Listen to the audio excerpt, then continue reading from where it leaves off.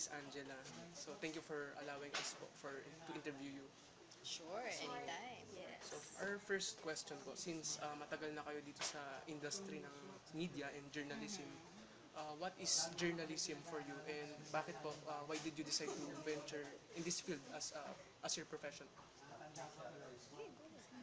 Well, kasi ako, why I chose this field, kanina diba I asked you kung bakit mo ito pinili. Kasi I also had, I was influenced by someone that I was really looking up to, and she was Miss Mel Chanco. Kasi she came from my high school as well, St. Teresa's College. Tapos parang na-inspire ako sa kanya, nagugustuhan ko yung ginagawa niya. I could see how she could inspire other people and influence other people. So sabi ko, I think maganda yung ganong klase na trabaho in the future. And so I took up mass communication as well, and I specialized sa broadcast communication.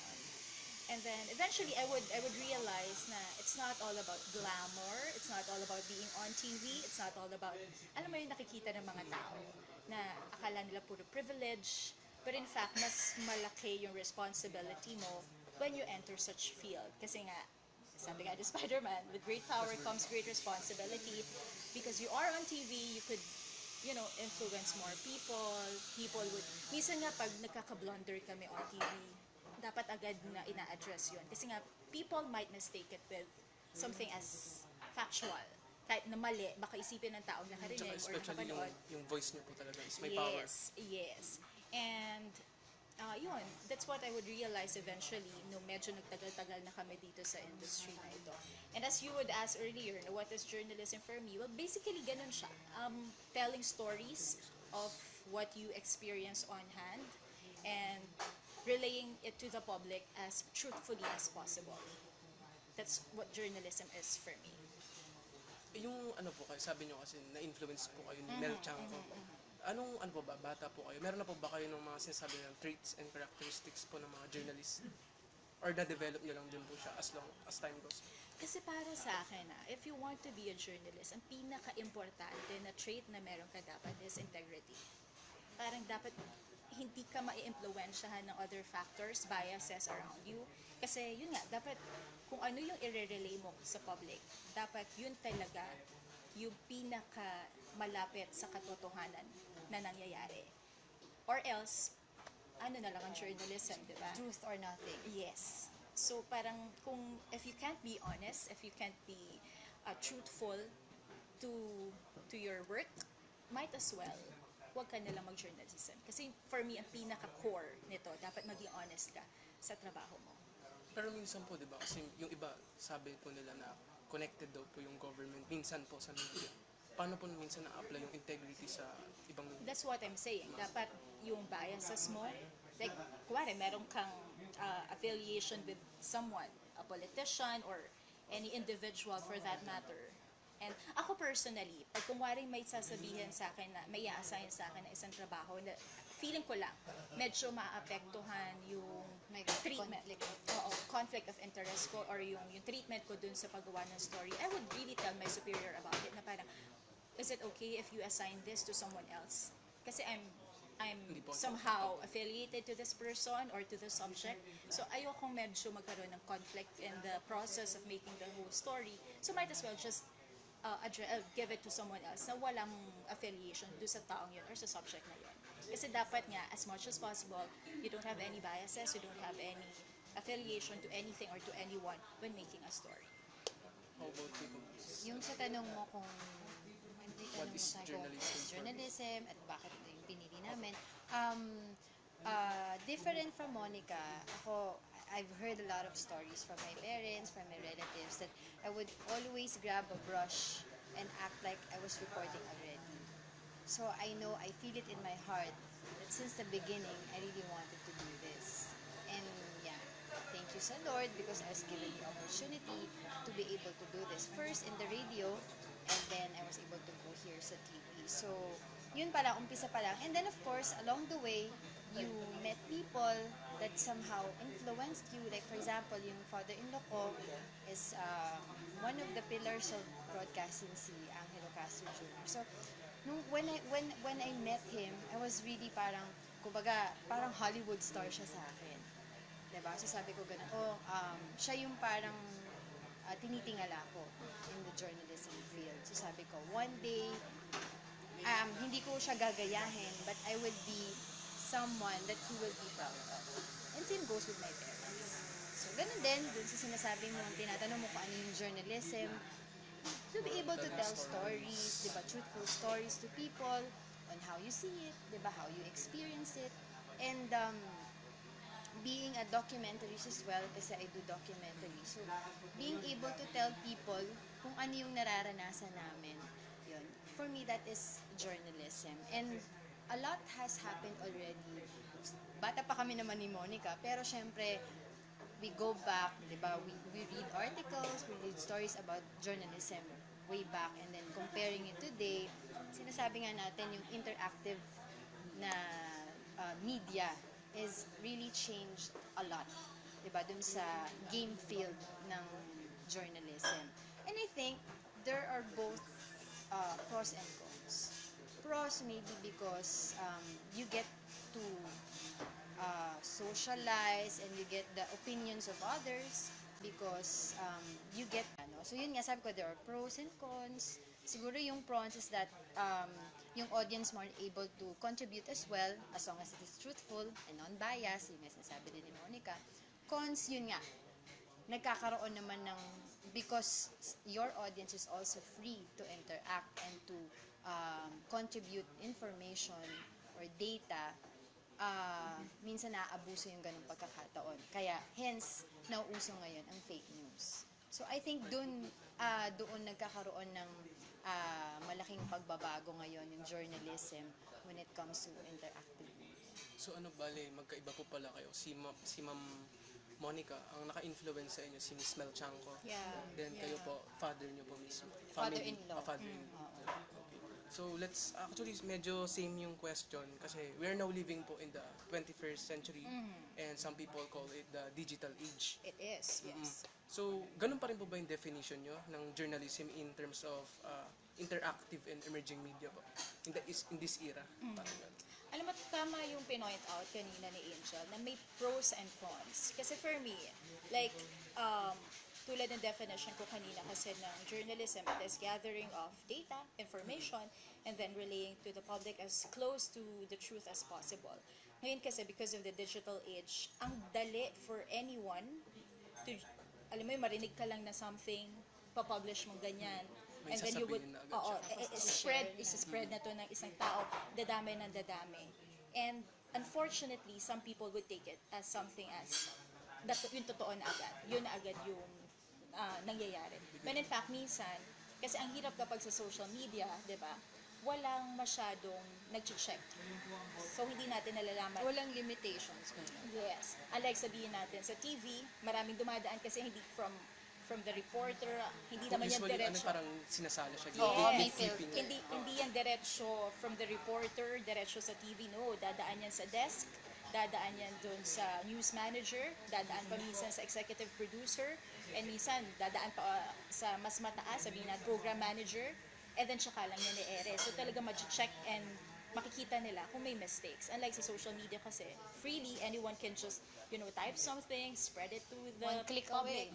Yes, i-share. Actually, lahat nga po pwede na maging broadcaster kasi may Facebook Live. Yeah, may that's YouTube right. ka pa. That's right. You can create your own channel, di ba?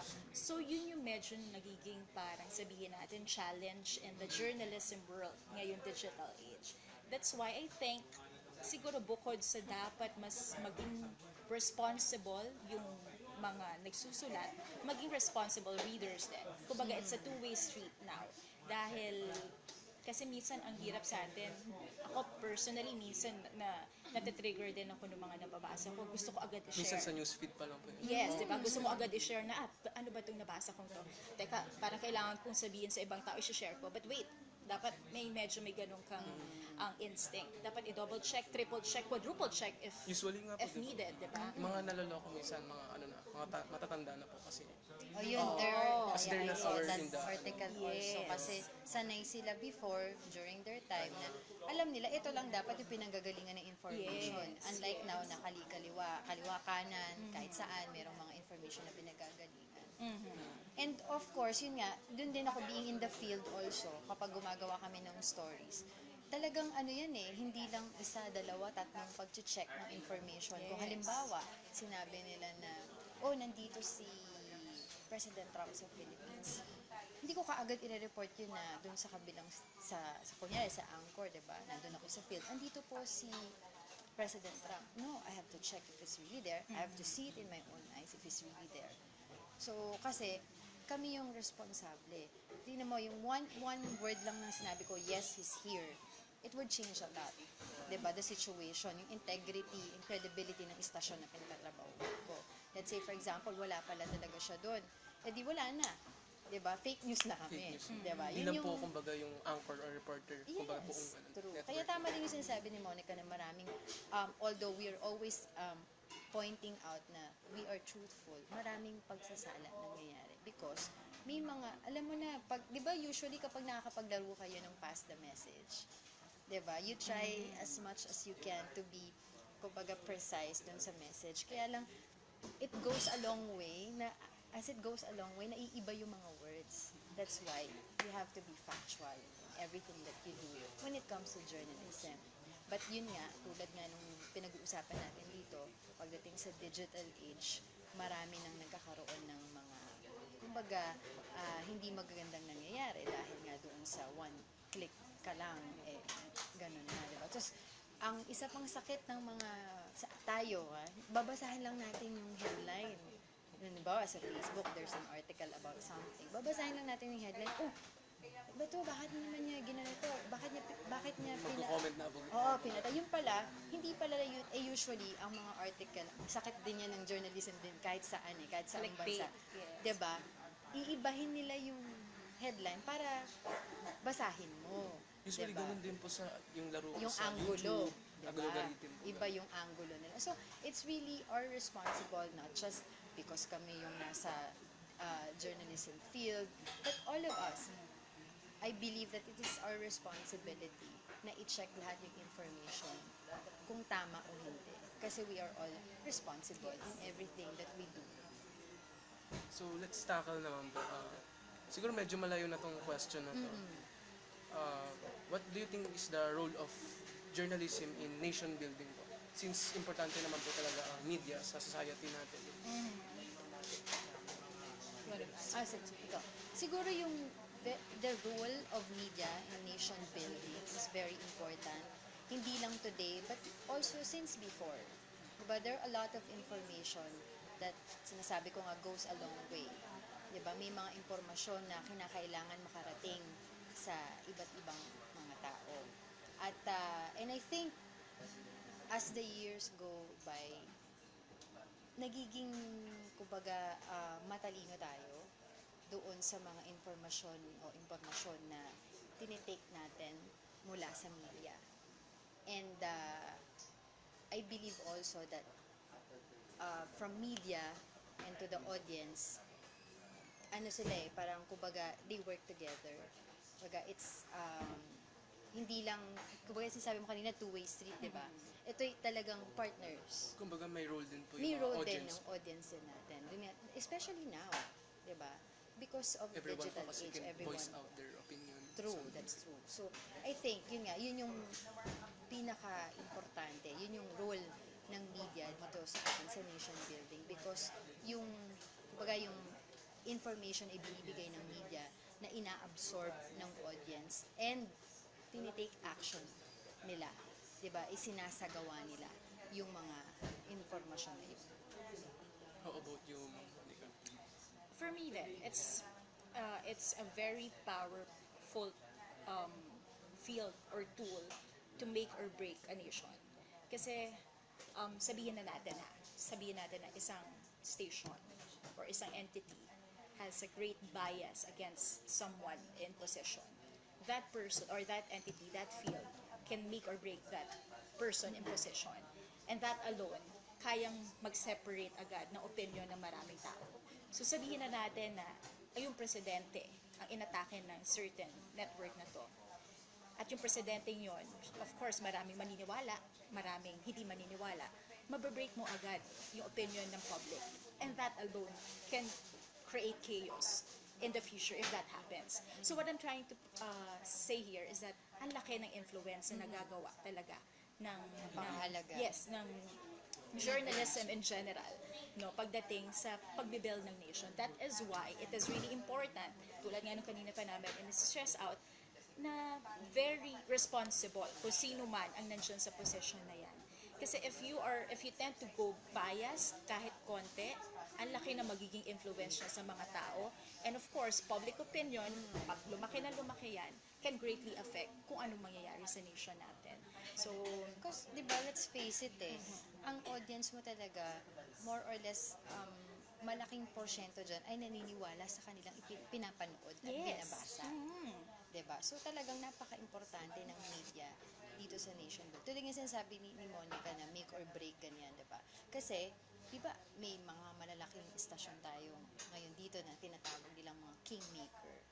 Which is, sabi kong ganun, may pros and cons pa rin. Kasi, diba, parang iisipin mo, dapat, kung if we're really going to live by the true definition of journalism, is yung being truthful lang. Bakit somebody, an entity like a media, can be a kingmaker? Because, somehow, given that power, diba, natutwist yung mga impormasyon or natutwist yung mga pangyayari na, kumbaga, favorable o hindi favorable sa isang personality. Yung mga ganun.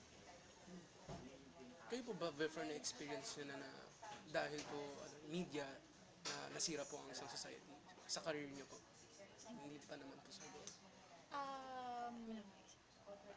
Well, ako, I had an experience before. Of course, hindi naman society, no? But it greatly affected someone. Because may segment ako before, ang tawag sa kanya is Bawal ang Pikon. So, the premise of the program is that we would gather, diba, you know the story, we would gather complaints from different people, tapos gagawa kami ng report about it, and then we would ask the responsible department, sabihin natin, yung reklamo is about a certain road. So, ang lalapitan namin is Department of Public Works and Highways, and then we would address that, ask them anong nangyari dito, and hopefully help them build that certain problem. So, nagkaroon lang ako before ng problem because we reported a certain, yeah, diba? Na KBP ako dyan eh. So, may nireport kami na certain problem sa isang lugar, and then, nilapit naman namin doon sa nilapit naman din namin doon sa isang department ng government to help address that problem. Unfortunately, dun sa interview na ginawa ko, habang ginagawa yung storya, may isang ni-name drop yung mga taong concerned. At yung taong ni-name drop nila, yun daw yung source ng problema. So, nung inere namin, napanood ngayon Hindi yung po ba tao. siya na-gatekeep yung Sorry. Di po ba siya na-gatekeep, parang nasala po yung part na yun, parang hindi po madrop yung name? Well, kasi yung the premise naman kasi of binibigyan naman namin parehas ng ng chance na makapag explain yung both sides. Unfortunately kasi doon sa yun ang hindi ko nagawa at that time. Hindi ko na-reach out yung nirereklamo nilang tao. Although hindi ko siya pinangalanan hindi ko siya pinangalanan, pero meron kasi mga certain parang telltale signs na medyo siya yung Magiging problema. Tsaka siya yung parang pinupunto. So, at that time, hindi ko nakuha yung side niya. So, naging pangit yung image niya on cam. Tapos yung taong yun, nagreklamo siya sa KBP. And apparently, marami palang nakapanood at minessage siya. At yung iba, parang sinasabi, uy, totoo ba yan? So what I'm saying is, yun nga, parang minsan, may mga marereport ka na mga bagay na pag nagkamali ka or nagkulang ka lang, Kumbaga pong may masisira community or tao. So that's why it's really very important that you are responsible. You get all sides of the story, and salain mo mabuti kung ano lang yung totoo at hindi. Ako naman on my part, it's not, it greatly affected the society, but in a good way. Because, yun nga, katulad na nabanggit ko kanina, I make documentaries kasi. So, more of the subjects that I feature on my documentary program are inspiring stories. No, na kumbaga parang nasa marginalized sector sila, there are certain issues that kailangan nilang i-address, diba? So, being able to do that, being able to kumbaga, capture yung story nila and be able to share it with audience, malaking bagay. Because number one, there's this one um, kid na pinuntahan ko sa Manila. Ang issue is about hunger and malnutrition. Tapos talagang maliit siya sa edad niya. Ano man, the whole scenario of mahirap, walang kinakain, etc. Ganyan. At because of that episode that we did nung team ko, we were able to gather funds para mapagamot siya. And until now, ginagawa namin yung aming makakaya para matulungan namin siya on our side. So I think yun yung positive effect naman nung ginagawa naming story dito sa program. So, bad and good. Lahat naman po may good side, may bad side. Yes. So, medyo chill naman po tong next question natin. Siguro po kayo, kayong dalawa po, more than 5 years na kayo sa industry. Ano pong tingin yung status ng media po sa country natin ngayon? Naku. Hanapan ako na lang ako. Hindi, kung may ano bang kung may golden era, ang mga, sabi nila, ang panahon, di ba? Golden era of something, of media, medyo na dun tayo sa other side of the spectrum, no? Other side of the fence. Oo. Dahil siguro nababalitaan nyo na rin na maraming problema na nakakaharap ang industriyang ito sa panahong ito, di ba?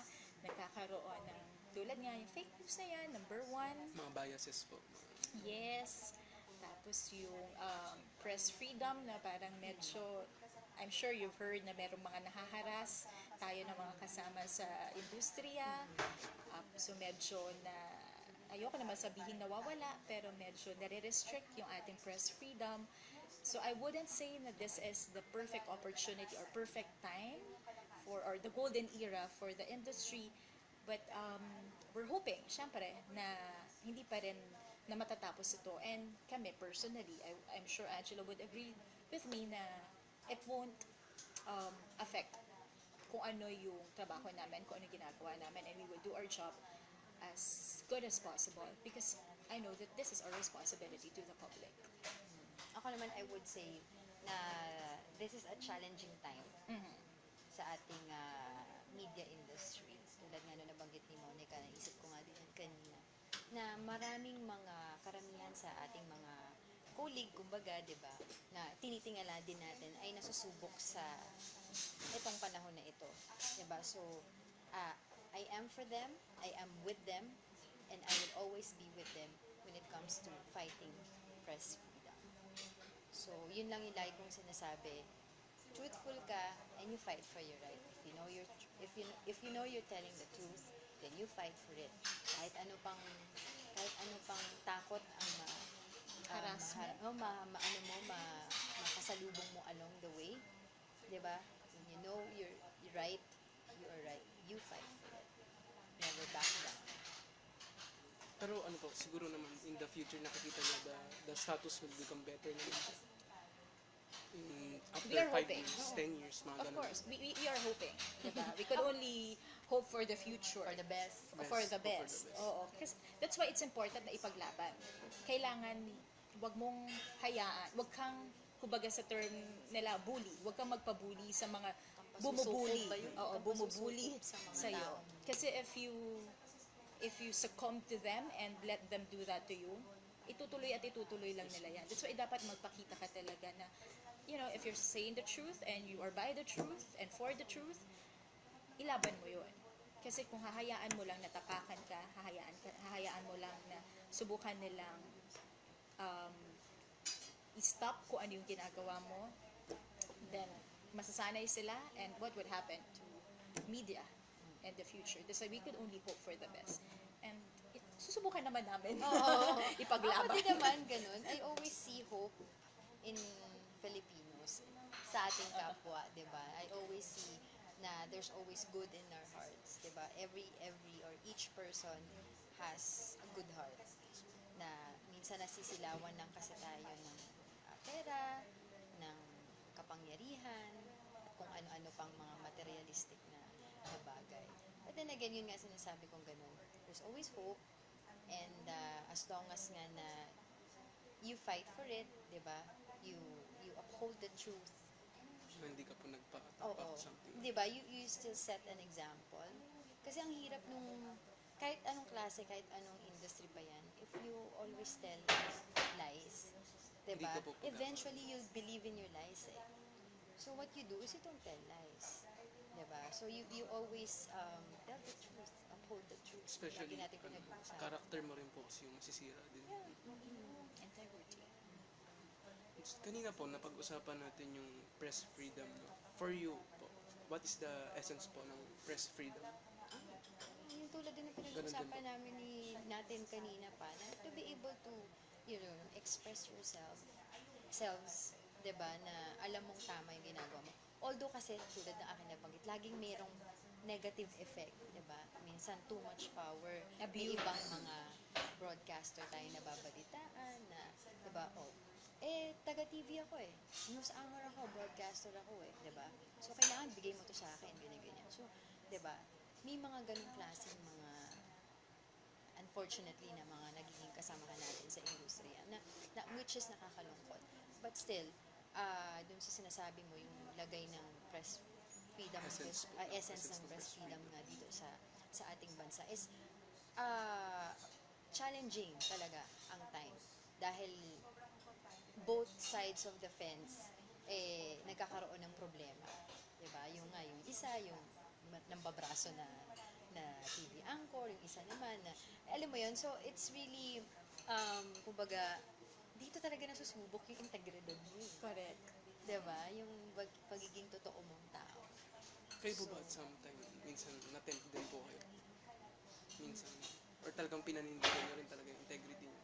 meron akong isang dating dito, i-interview kami, meron kami, in Political Watch, sila Attorney George. Kasi minsan iba yung paniniwala mo din doon sa paniniwala ng guest mo. So parang, and sometimes na meron kang, basta as long as may basahan ka, hindi yung haka-haka lang o kuro-kuro or chismis, paglaban mo. 'Di ba? So, alam mong mali siya, ipakita mo sa kanya na mali siya.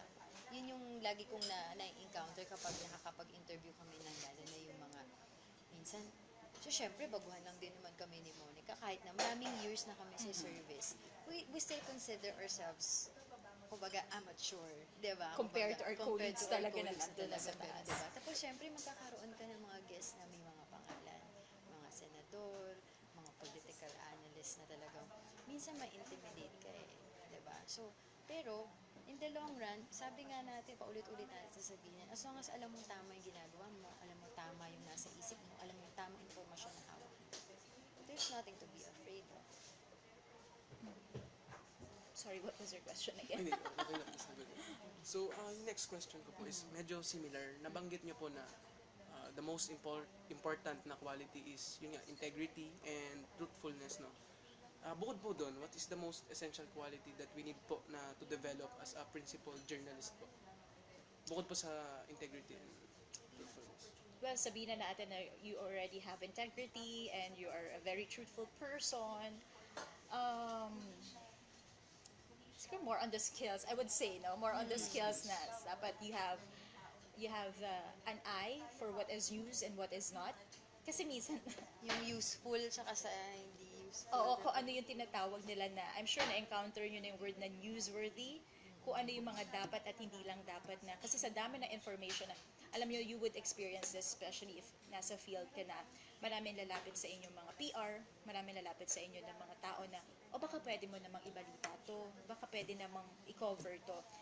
Now, nasa reporter na yon, nasa discretion na niya yon, which is which, lalo kung sabay-sabay mangyayari, which of among all these possible stories ang pinaka-newsworthy. So, dapat you have that discernment to choose parang ano yung pinaka dapat malaman ng public. So, yun, dapat you have that instinct within you. Tapos, the skills, important din yun. Dapat, but kasi itong mga to, you would learn this eventually. Along the Oo, way. hindi ko naman masasabi nung sinaba kami dito ni Angela, magaling na ako sa ganyan. Times goes by, natutunan Yes, nyo lang. oo, magaling na ako dyan. Parang eventually you would learn. Kasi Truthful, never neutral. yes, Never neutral.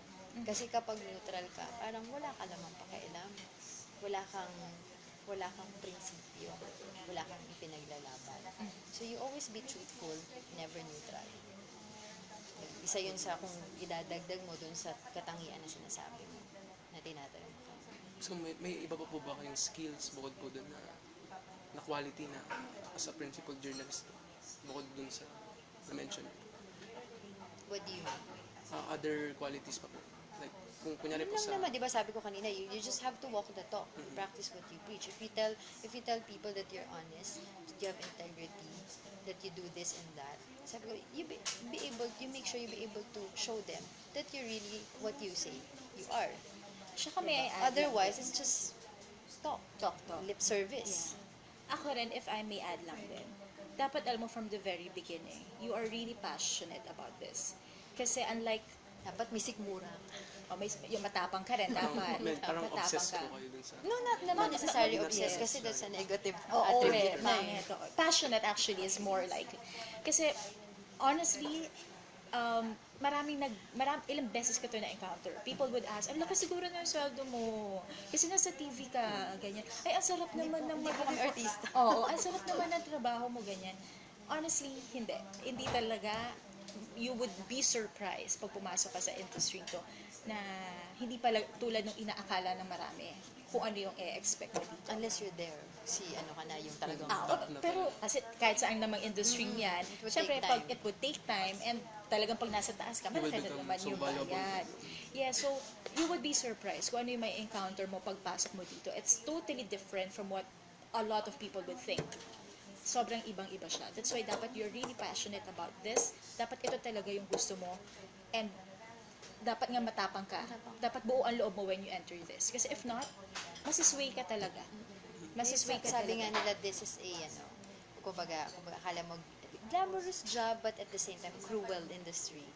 So, you have to have that stomach to be able to digest everything. Otherwise, pupulutin ka sa kangkungan. Kasi hindi lang naman sa, yung halimbawa, for example, the workplace lang din, maraming mga magbubuli sa'yo ng mga senior sa'yo, yung mga ganon. So, kailangan, ano ba to, iuwi mo yun eh.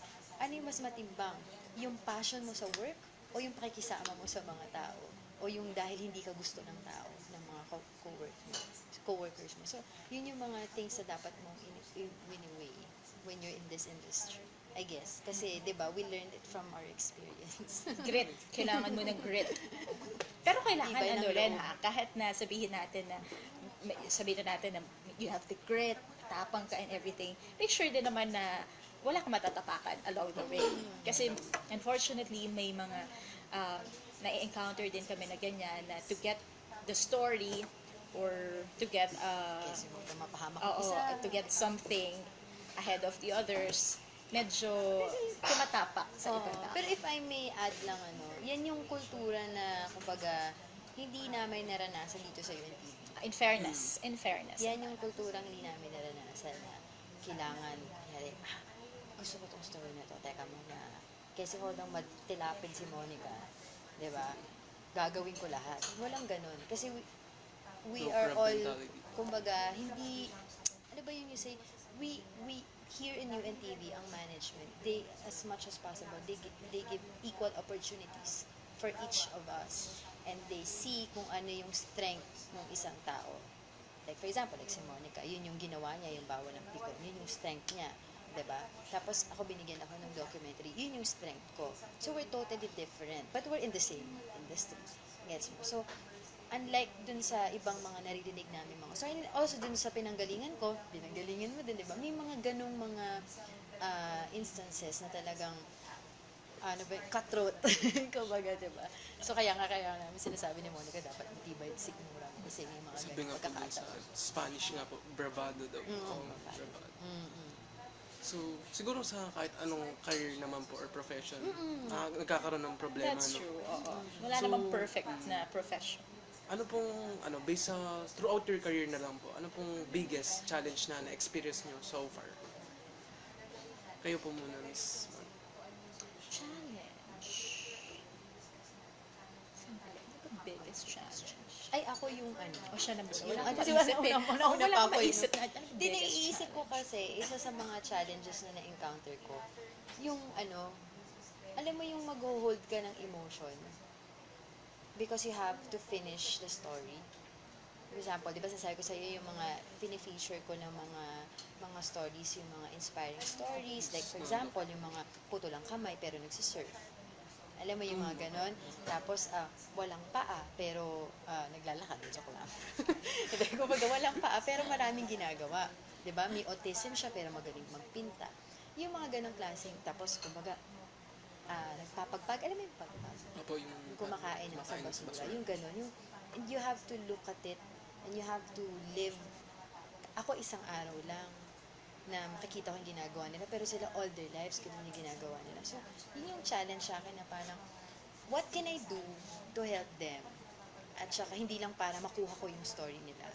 And what can I do to finish it? Kasi minsan, nauuna yung emotion mo, di ba, when you're there. experience nyo na ba habang nagko-cover kayo ng documentary na umiyak kayo sa... Oo, maraming beses. Pero not on cam po.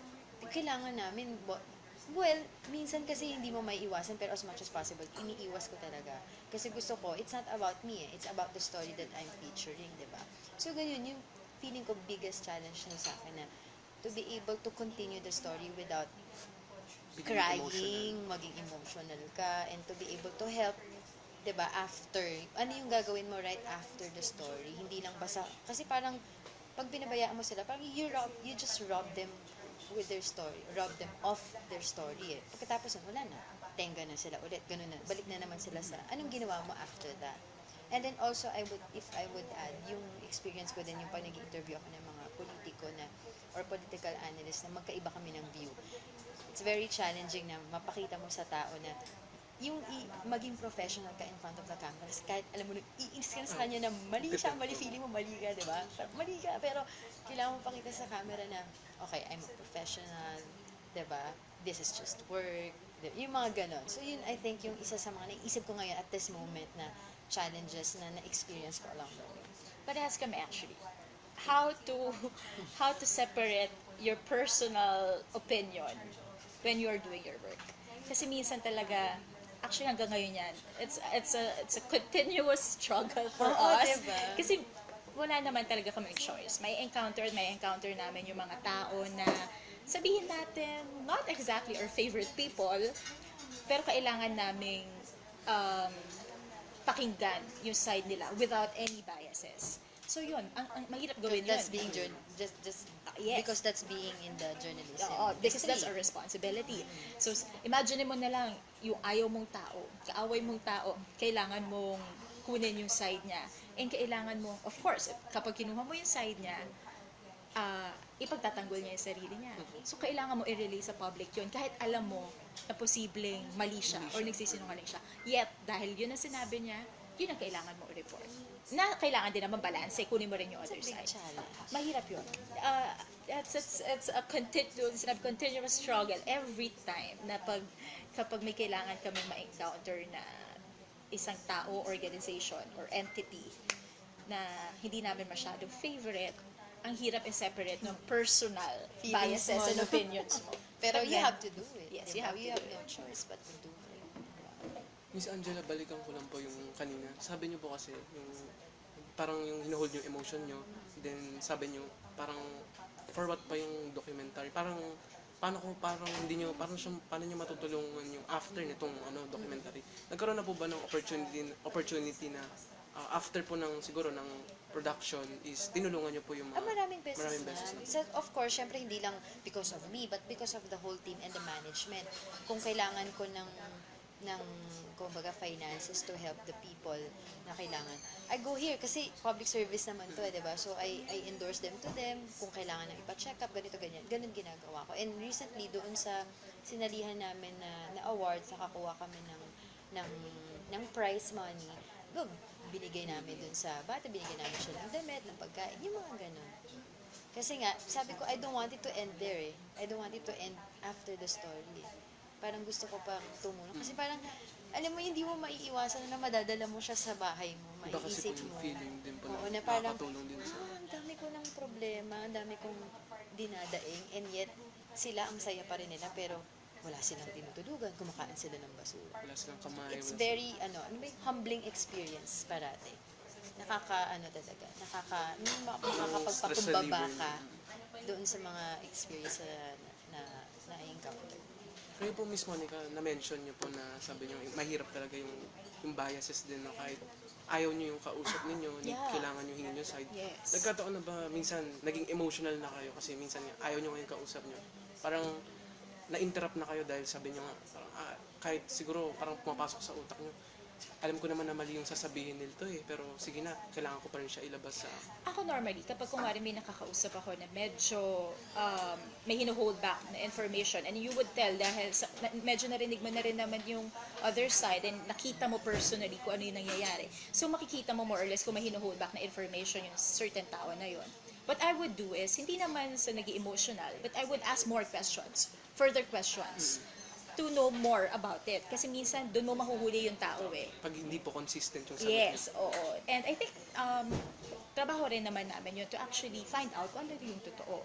So, hindi naman sa nagiging emotional, but I would be more triggered to ask more questions and to know more about the truth. Kasi dapat hindi lang kung ano yung sabihin niya sa'yo, yun na yun. Dapat you know how to ask follow-up questions, especially if you feel like that person is not telling the truth. It's your responsibility to find out more. Yeah. If you know Kuya Daniel Razon, the CEO of UNTV, sobrang manood kayo ng mga interviews niya, naka-upload naman sa YouTube yun. Ganun siya. That's Dinidig niya how po a yung... true journalist should be.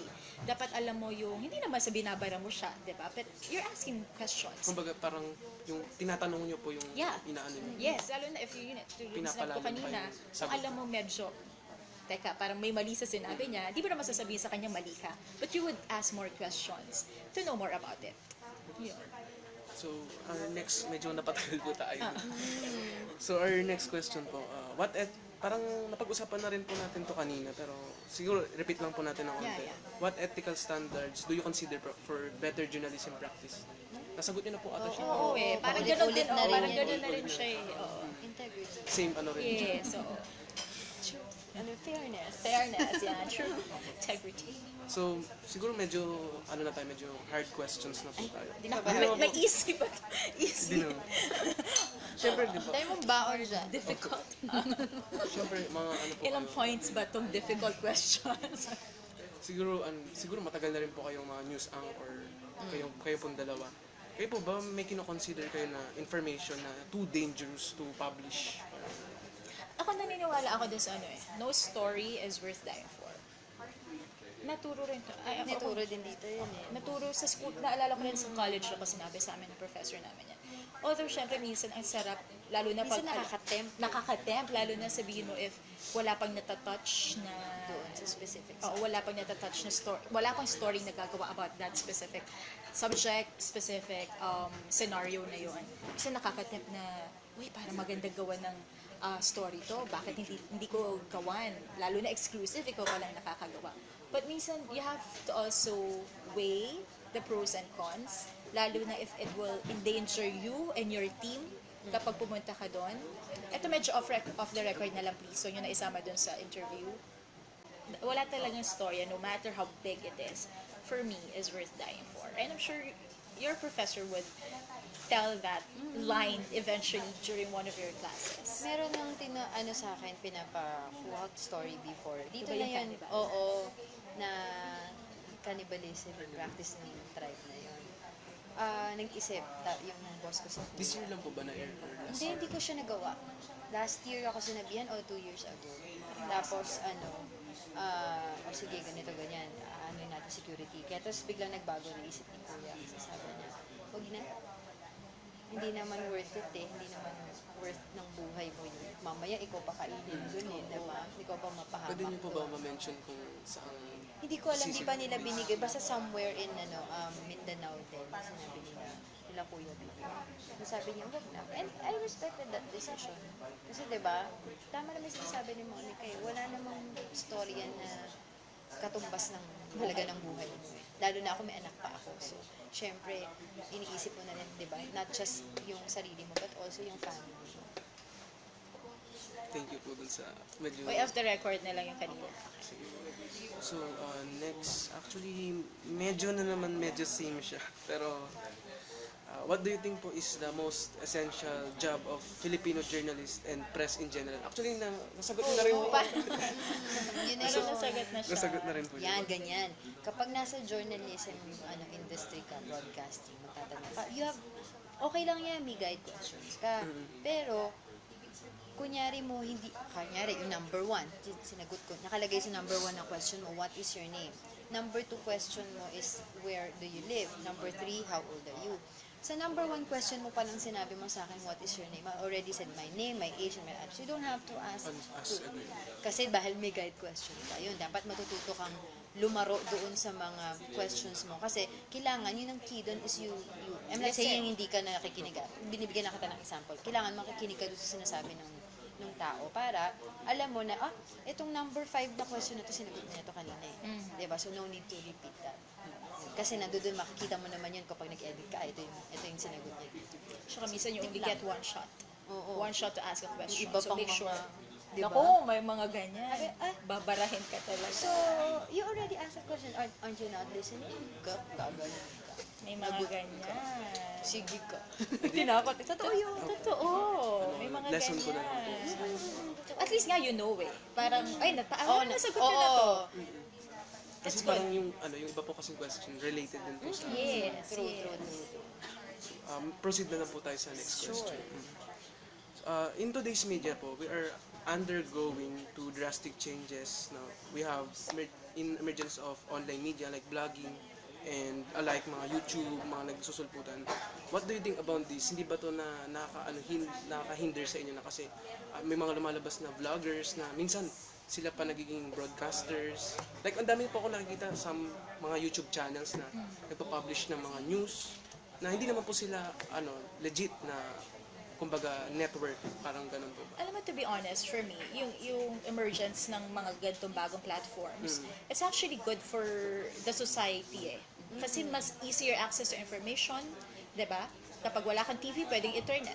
Kung wala kang internet sa computer, pwedeng sabihin natin cellphone or whatever, di ba?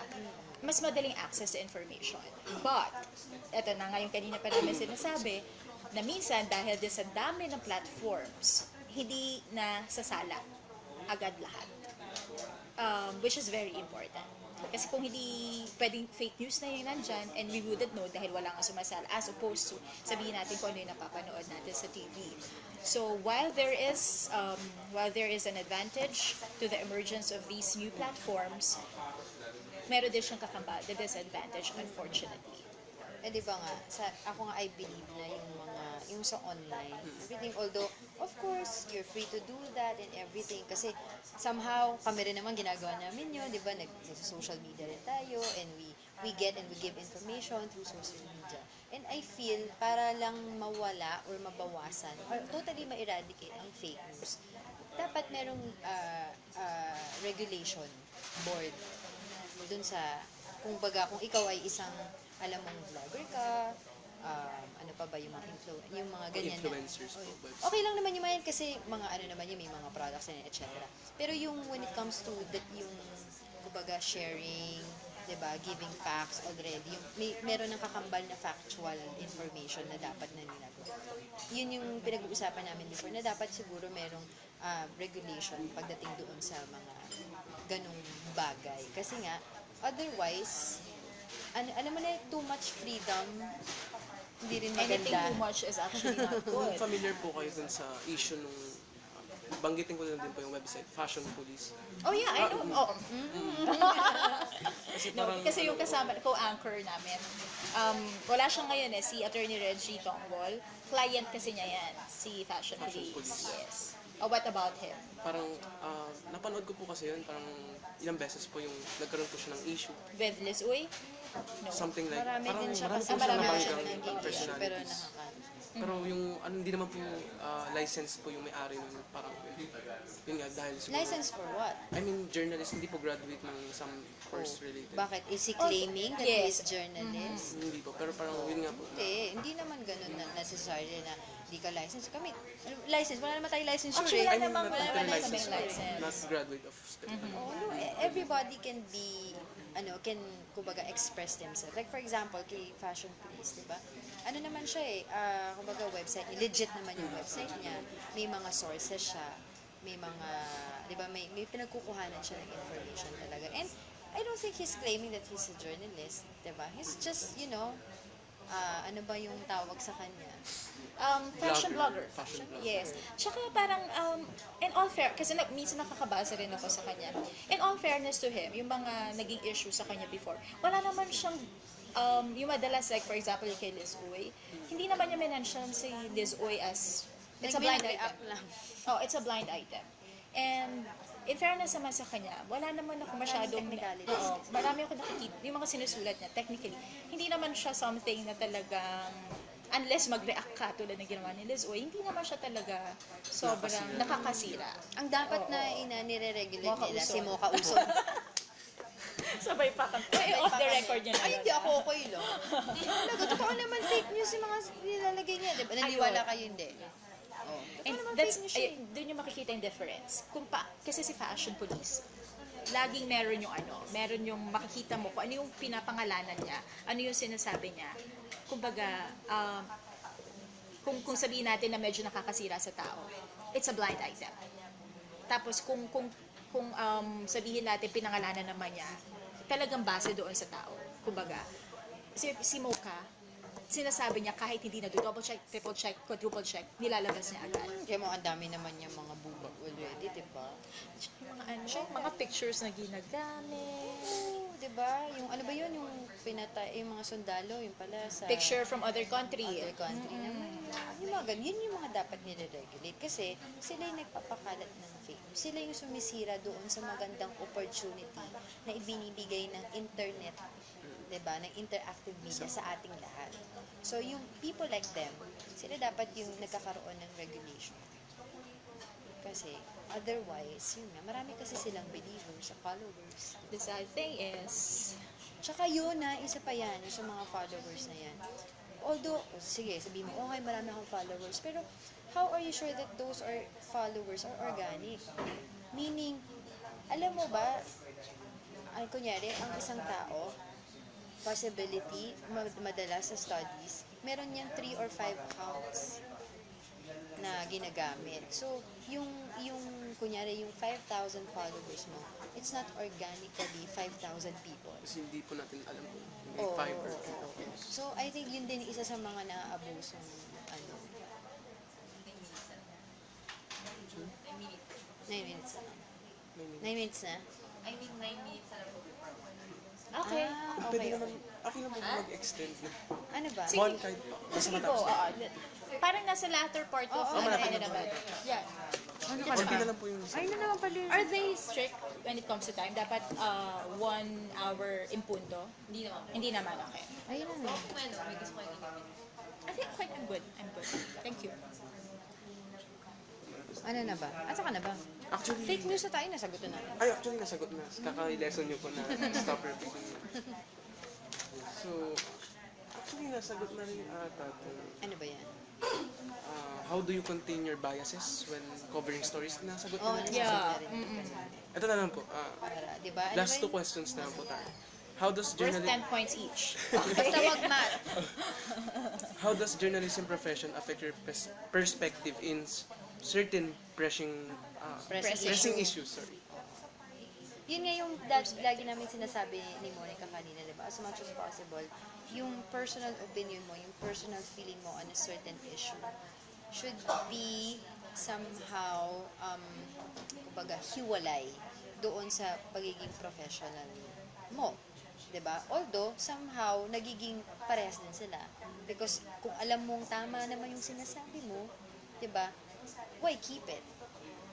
Diba? So, yun yung, I think, yung, ano ba yung, ano mo? Yung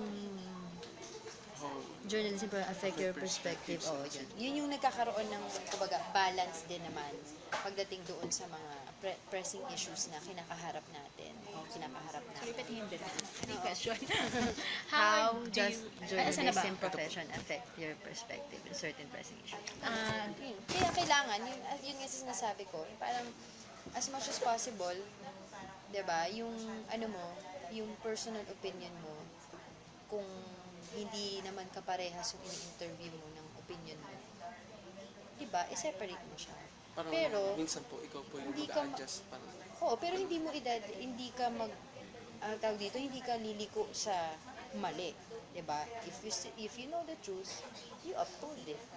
Yun ang lagi yun nga po natin yung yung, sinasabi niyo pa ulit kanina na panindigan yung integrity, parang panindigan niyo. Ako kasi being in this field, I think one of the advantages is that we get more access than the normal people. So we get more information. We get, minsan, even information na hindi dapat ilabas agad sa public, alam na namin. So that alone, I think, is something na advantage namin. Kasi alam namin, mas nalalaman namin kung ano yung nangyayari sa certain issue. So, Parang authority po.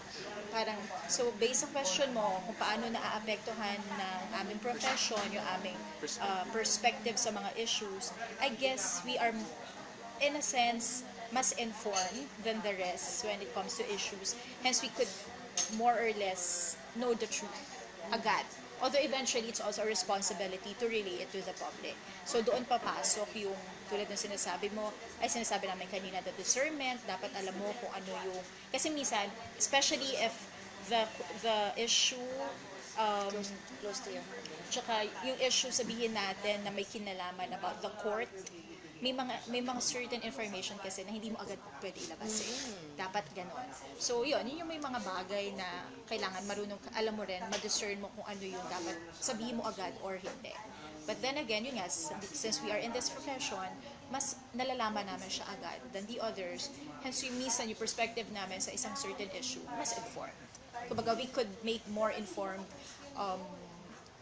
decision about this certain issue because of our access to more information. Tsaka yun nga minsan or madalas yung mga issues ngayon na kinakaharap ng bansa natin is more or less malapit sa puso mo eh. Kaya hindi mo maitatago na magiging emotional ka doon sa mga issues na yun. So as much as possible, like what I've been saying kanina pa, is you separate your personal opinion or personal kung hindi ka naman tinatanong ng opinion mo, 'di ba?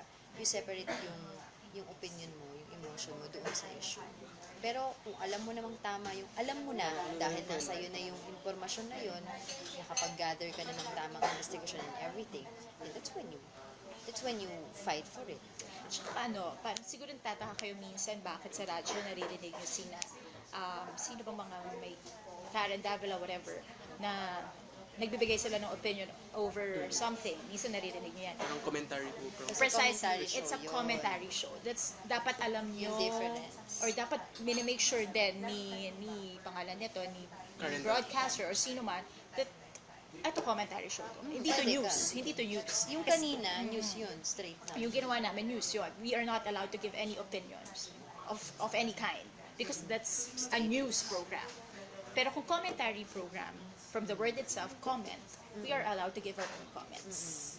So yun, dapat kina-clarify din yun namin, and at the same time, dapat si reader or si viewer or si listener, dapat she also knows kung ano ba itong pinapakinggan ko. Ito ba ay news? Or are they simply giving their comments about a certain issue? Bilang mga broadcaster, like yung mga news anchor na, may mga balita kang babasahin dyan na talagang alam mo na, for example, Tsaka isa pa, add ko lang po, yun nga po, professionalism din po. Parang kailangan yung emotion din po natin talaga, kinokontrol natin. Kahit minsan, ano tayo sa isang issue or perspective natin talaga. So thank you din po dun sa opinion. Siguro, last question na po ito. Opo. Siguro kasi maraming gusto talagang pasukin din po yung career sa journalism, mass communication. Kasi nakikita nila yung glamour, nakikita nila siguro fame, minsan money pa nga. So, ano pong advice niyo sa mga soon-to-be journalists and people who want to pursue a career in mass media po? Gusto ko talaga kayo, honestly, gusto ko kayong maging idealists. Gusto kong, but at the same time, kumbaga, parang hope for the best, but be a realist din. Meaning, kasi tulad nga na sinabi ko kanina, it's not exactly the golden age of journalism. And siguro maraming baka medyo na-discourage dahil sa nakikita nilang ginagawang somehow oppression doon sa mga colleagues namin. sana hindi kayo ma-discourage na gawin yon and be idealist, meaning gawin nyo yung lahat para ma-attain natin in the future kung ano yung dapat na meron ang journalism field para maabot natin yung golden age. Kasi pag nawala sa inyo yung hope na yun, wala na eh. Kayo, kumbaga, you guys are the future of this field. Kayong mga nandito. And we can only do so much dahil kayo talaga ang future nito. So, I'm really hoping na sana ituloy nyo kung ano yung... Kasi when I was in college, looking back, ang dami kong pangarap eh. Ang dami kong sabi, I would like to do this, I would like to do that.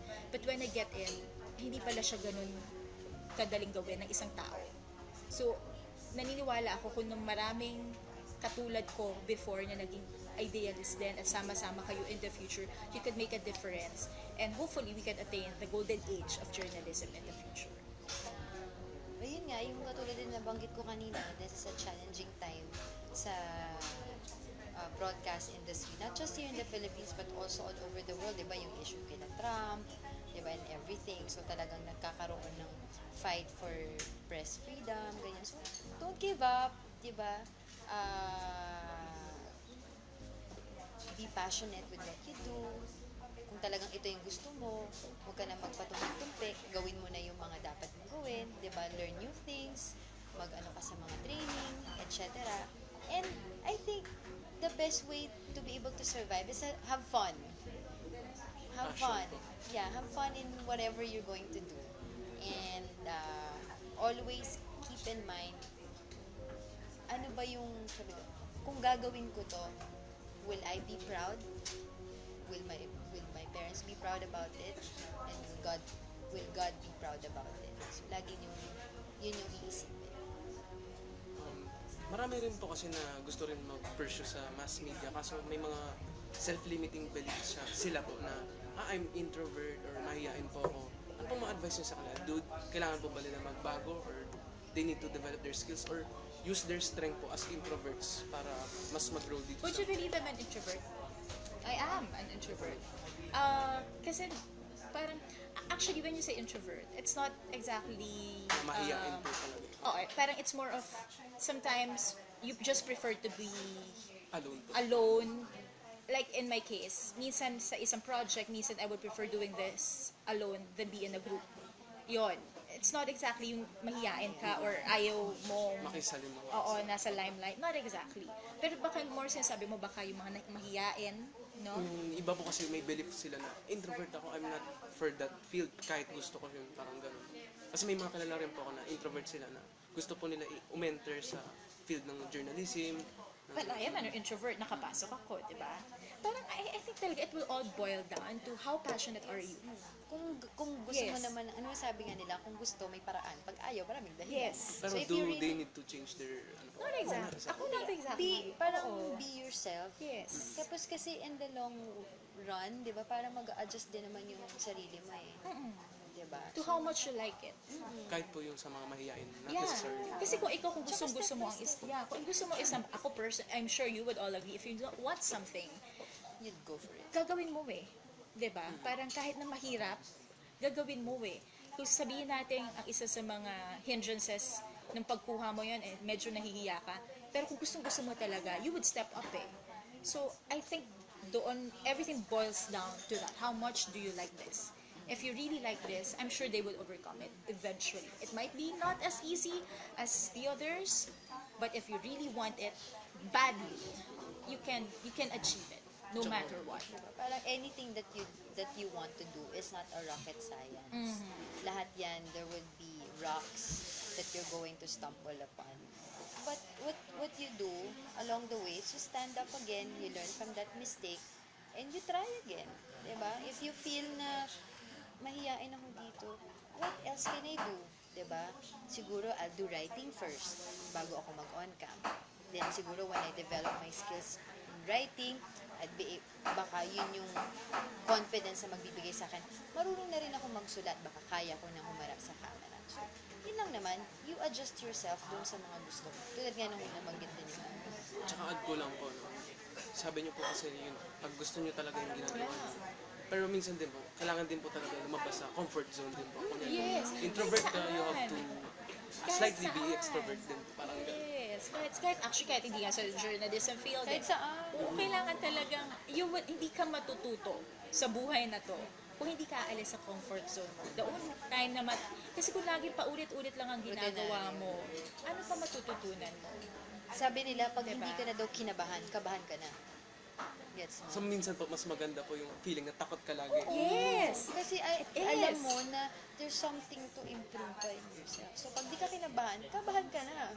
Diba? Ibig sabihin, you're very lax with what you're doing. Diba? Hindi na to, this is not helping you grow anymore. Tsaka pa, hindi naman sa inaano ko po yung introverts, no? Kasi hindi rin po sila mag-grow, eh, no? Totoo naman. Kasi yung, kunyari po kayo medyo, hindi naman po sobrang taas nung, anchor po, pero the person that you have to become din po in the process, no? Importante rin po, di ba? Yes.